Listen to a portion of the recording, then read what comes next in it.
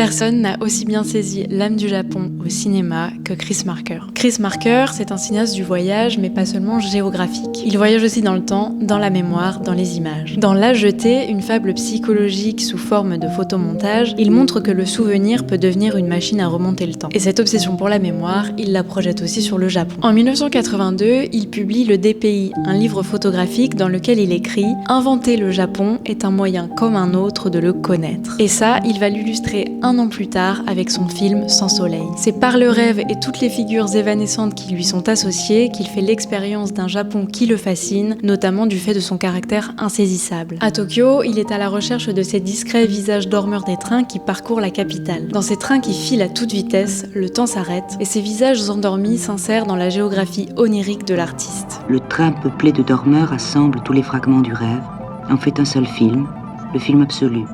Chris Marker filme la capitale japonaise en pleine transformation et scrute les moindres détails. Avec ses allures futuristes, notamment la nuit, illuminée dans une forêt de néons aux couleurs électriques. Il ne délaisse pas pour autant le passé traditionnel du Japon, avec ses temples, ses sanctuaires et ses matsuri. En se tournant ainsi vers l'avenir, le pays veut montrer qu'il a évolué depuis la fin de la Seconde Guerre mondiale et semble vouloir effacer ce qu'il a été. Mais la curiosité du cinéaste le pousse à questionner ce rapport au passé pour finalement réfléchir sur l'image et le souvenir. Il ne cherche pas de vérité. Il capte des fragments, des images qui remplacent peu à peu les souvenirs. Car au fond, on ne se souvient plus vraiment de ce qu'on a vécu, mais des images qu'on en a gardées.